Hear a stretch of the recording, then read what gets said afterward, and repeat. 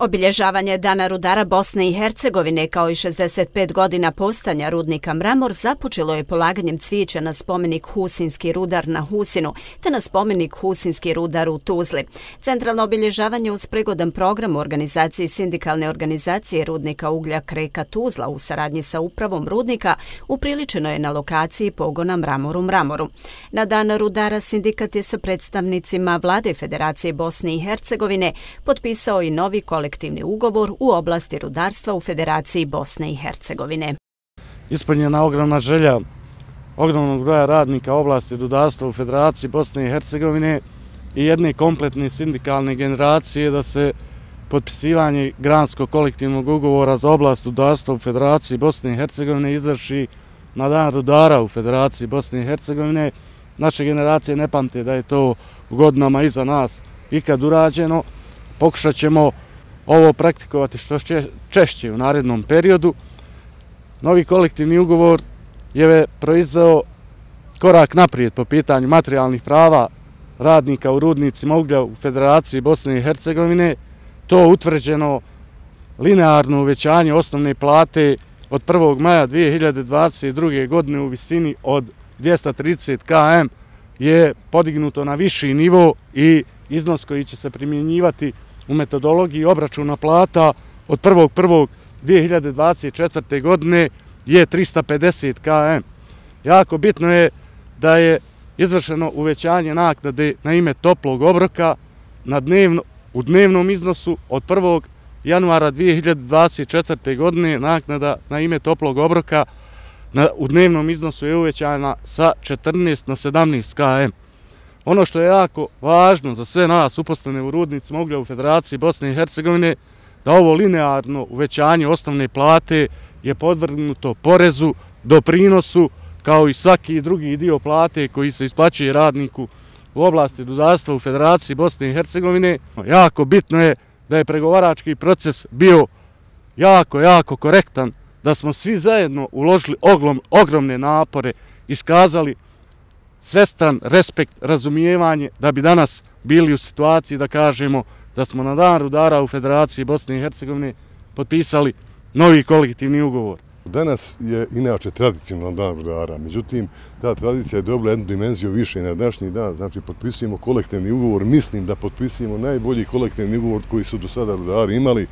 Najbitnije stvari tog kolektivnog ugovora su vrednovanje rudara. Napokon su rudari postavljeni blizu one pozicije koju zaslužuju svojim radom. Jer znate, ja radim 40 godina, nekad su rudari bili, poređivali smo ih sa pilotima, nisu vrednovani nikad bili tako ni blizu. Međutim, evo, došli su vrijeme i dobili su šansu da budu vrednovani za onaj svoj posao koji radi i nadam se da će sljedeći kolektivni ugovor podignuti još malo više standard rudara i nemamo razloga da ne budemo zadovoljni sa ovim danas praznikom, jer ovaj praznik danas je malo više nama rudarima značaj daje zbog potpisivanja kolektivnog ugovora.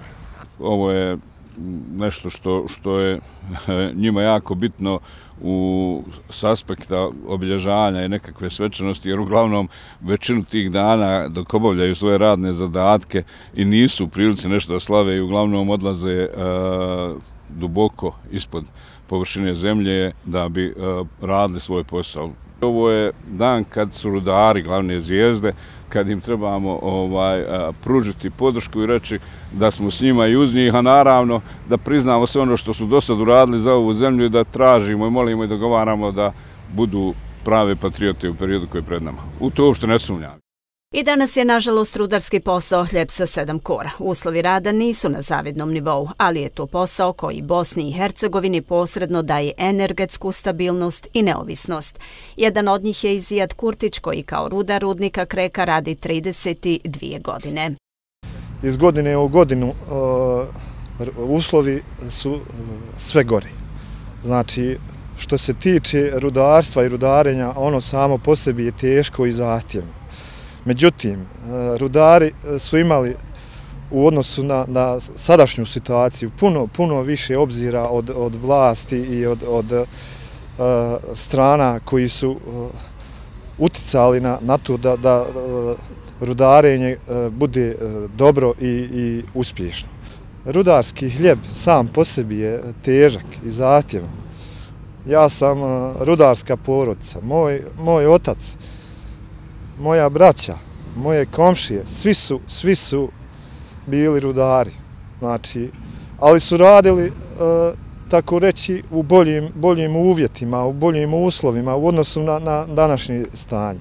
Želim da čestitam 21. decembar, dan rudara, da im poželim puno iskopanih tona u narednom periodu, da bude što manje rudarskih nesreća i da tako kažem da budemo u boljem materijalnom statusu, da imamo bolje uslove rada kada je u pitanju sam rudarski sektor.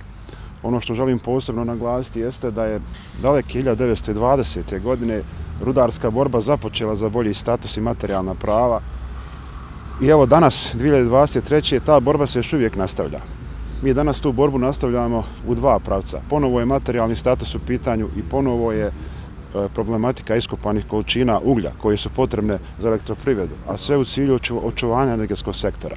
Tako da ja uistinu vjerujem da na ovaj simboličan dan, obzirom da smo uspjeli danas, elektroprivreda je bila doduše samo koordinator ovih pregovora, ali da se uspjelo potpisati kolektivni ugovor i da su, nadam se, sindikalci i rudari zadovoljni s ovim uslovima iz kolektivnog ugovora. Ja se uistinu nadam da 2024. godina će biti godina kada ćemo na ovaj dan brojati tone koje smo prebacili preko plana, a to za elektroprivredu Bosne i Hercegovine, energetski sektor, znači da ćemo imati stabilan period u narednim godinama.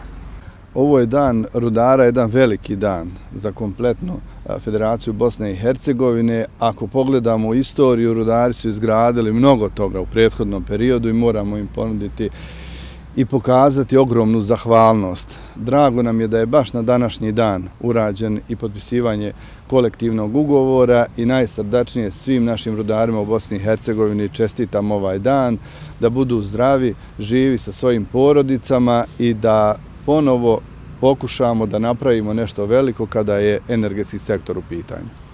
Poprilično umorni i iscrpljeni od svega što se dešavalo u prethodne 2 do 3 godine, sindikat i rudari su dočekali i ovaj dan rudara.